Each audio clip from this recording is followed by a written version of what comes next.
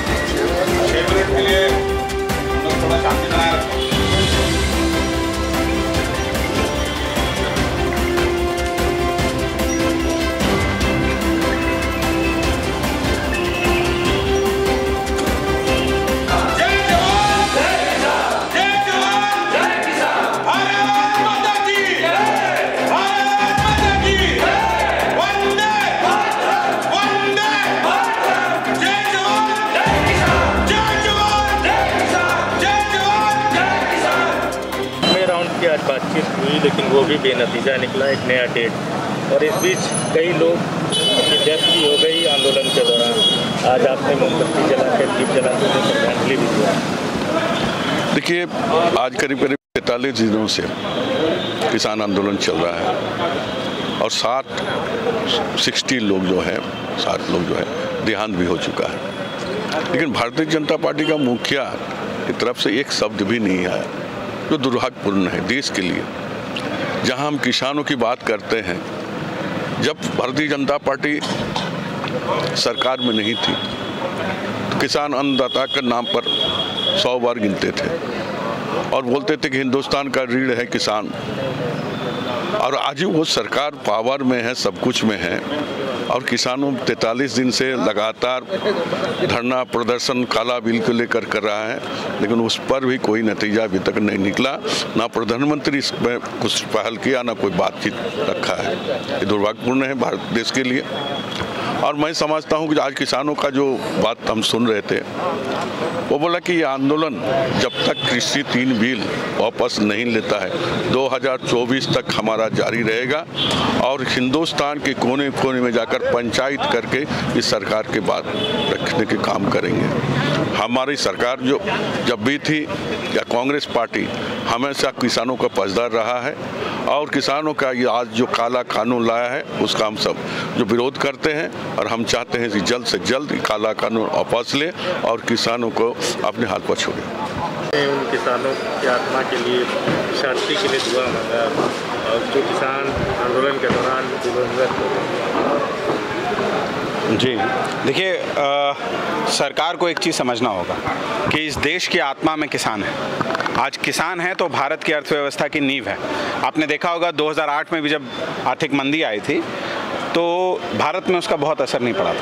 इसलिए नहीं पड़ा था क्योंकि उस समय किसानों ने जो एक डोमेस्टिक ग्रोथ होती है उसको सस्टेन किया था और मनमोहन सिंह जी ने किसानों को आगे बढ़ाने के लिए बहुत से कार्य किए। ऋण कर्ज माफ़ी जो उस समय की गई थी, आपको याद होगा UPA 1 ख़त्म होते होते वो बहुत बड़ी कर्ज माफ़ी थी। तो आज अगर आप देखेंगे तो आज किया क्या जा रहा है। पहले गांव देहात में होते थे ना साहूकार कि भाई 10 रुपये दे दिए, 20 रुपये दे दिए और 20 रुपये पे हर महीने ब्याज 2 रुपया या 3 रुपया, 10% ब्याज। और फिर ब्याज चुकाते चुकाते चुकाते व्यक्ति मर जाता था, उसका बेटा मर जाता था और एक दिन ऐसा आता था कि खेत भी छिना जाता था। वही काम मोदी सरकार ने किया। आज आप जाकर के देखिए दिल्ली के और दिल्ली के आसपास के बड़े बड़े रिटेल चेनों में एक गोभी राकेश जी, एक गोभी 200 रुपये में बिक रही है। एक शिमला मिर्च 150 रुपये में बिक रहा है। तो ये क्या है?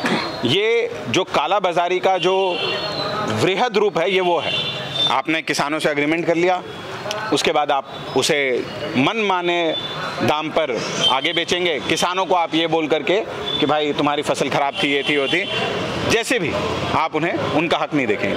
अगर आप थोड़ा सा और पीछे जाएं कुछ साल पहले मोदी सरकार ने एक कानून लेके आई थी कि जो दलहन है, दलहन कितना आप रख सकते हैं, उस पर जो पहले एक सीमा निर्धारित थी कि इससे ज़्यादा दलहन कोई कंपनी स्टॉक नहीं कर सकती, या इससे ज़्यादा दलहन कोई नहीं रख सकता, या इससे ज़्यादा दलहन आप एक्सपोर्ट नहीं कर सकते, उसे हटाया था मोदी सरकार ने।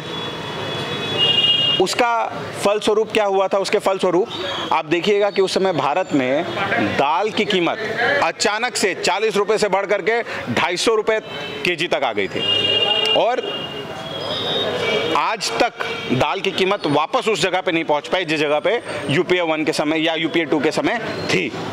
इतनी ज़्यादा वृद्धि हुई दाल की कीमतों में कि दाल एक तरीके से देखिए कि गरीबों के थाली से बाहर हो गया। तो आज किसान अपने हक के लिए लड़ रहे हैं। किसान अपने खेत का मालिक होता है और वो अपने खेत का मालिक रहना चाहता है। उसे बंधुआ मजदूर मत बनाइए, आप उसे बंधुआ मजदूर बनाना चाह रहे हैं। और जब आप कह रहे हैं कि ये किसान के अच्छे के लिए, और किसान ही उसको मानने के लिए तैयार नहीं है, 60 लोगों की शहादत हो गई। और देखिए, जैसा अमेरिका में जो नफरत फैलाने वाली जो राजनीति होती है, जैसा अमेरिका के कैपिटल हिल पे जो हमला हुआ और वहाँ जो उसी देश के नागरिकों पे गोली चली और लोग मरे, ऐसा ही कुछ हिंदुस्तान में होने वाला है। अगर हिंदुस्तान के शासक, हिंदुस्तान के प्रधानमंत्री, राष्ट्रपति अगर उठ करके अभी भी गरीब और किसानों की बात नहीं सुनेंगे, उनके नफ्स को नहीं समझेंगे, तो वो दिन दूर नहीं है कि जैसा हमला वॉशिंगटन में यूएस कैपिटल पे हुआ था, वैसा ही यहाँ के संसद भवन पे भी ना हो जाए। ये डर है मुझे। भारत की नींव में किसान और उनका प्रेम है, उसे जीवित रहने दें। मोदी जी से मैं हाथ जोड़ के ये आग्रह करता हूँ।